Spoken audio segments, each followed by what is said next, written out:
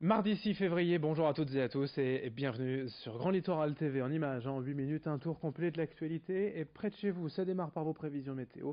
Le froid caractérise bien évidemment ce début de semaine.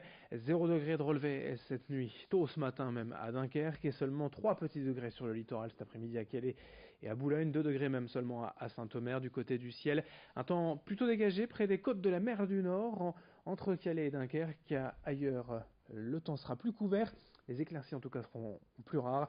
Prévision météo complète bien sûr après ce journal. Puisque l'on parle de vagues de froid, cette semaine dans le nord la préfecture vient d'activer son plan grand froid, ce qui signifie concrètement et depuis hier des places d'hébergement d'urgence en plus dans la métropole lilloise mais aussi ailleurs dans la région. Les hommes, femmes et enfants souffrant du froid peuvent venir par exemple ici à Aluin se nourrir, se réchauffer et se loger pour la nuit avec des bénévoles de la protection civile sur place pour les prendre en charge, des maraudes renforcées pour proposer ces hébergements aux sans-abri, en plus bien sûr des appels au 115, le SAMU social. On écoute Samuel Gillement, le directeur de la protection civile du Nord, pour Grand Littoral TV au micro de Brieux-Gorchy. Le déclic, c'est tout simplement la température. Là, ici, vous avez des températures, et tout le monde l'aura constaté, qui chutent fortement.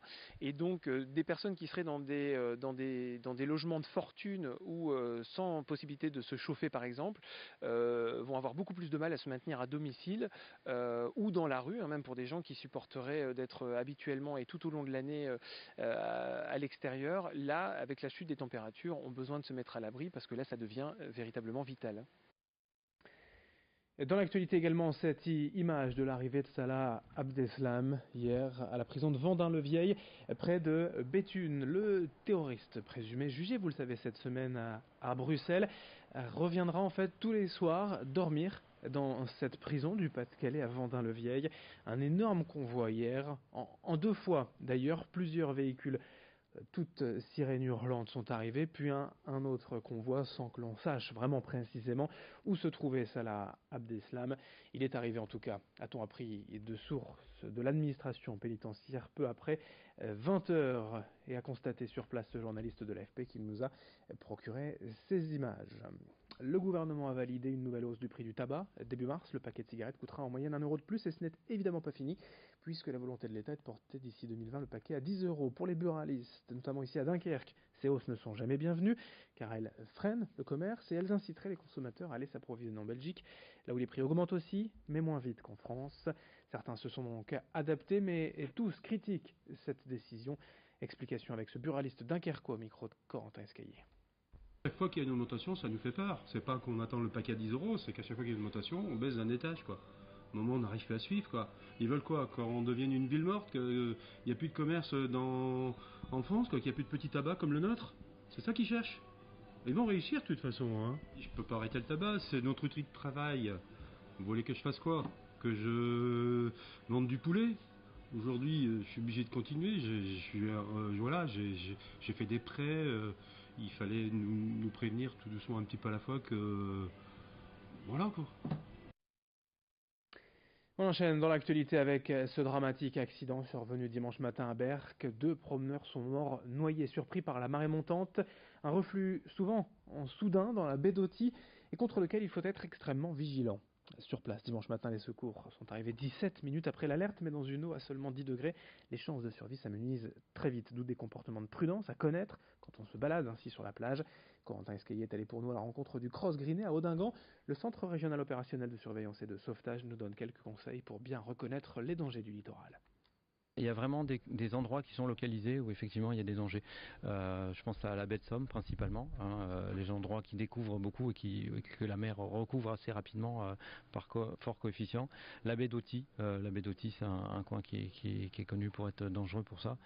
On a les falaises ici du Cap Blanc-Nez auxquelles il faut faire attention. Et puis dans le sud en Seine-Maritime, dans le sud de notre zone d'intervention, au bas des falaises de Trotta, il y a beaucoup de gens qui au trou à l'homme se font prendre par la marée parce que c'est un endroit très touristique, très fréquenté, mais les gens font pas toujours attention. On enchaîne avec le grand angle de la rédaction aujourd'hui à Fort-Mardic, à Dunkerque. Le zoo est fermé depuis Noël pour les traditionnels et annuels travaux d'entretien d'hiver, mais le parc rouvrira dans un peu plus de 2 semaines, le samedi 24 février. En attendant, les soigneurs s'assurent quotidiennement du bien-être des animaux et leur font faire des sessions d'entraînement médical. Reportage sur place à Fort-Mardic, signé Joël Warneau. Chaque matin, les animaux sont sortis, mais en hiver, aucun visiteur. Le parc zoologique de Fort-Mardic est fermé au public de Noël aux vacances de février, de quoi permettre quelques aménagements. C'est toujours technique surtout, et après préparer aussi la nouvelle saison aussi. C'est vrai qu'on a un des seuls zoos où on a une coupure assez minime par rapport à d'autres parcs qui ferment beaucoup plus longtemps. Les animaux sont là, et les travaux se font là, c'est ça qui fait la vie du parc. Le parc est spécialisé dans la faune européenne.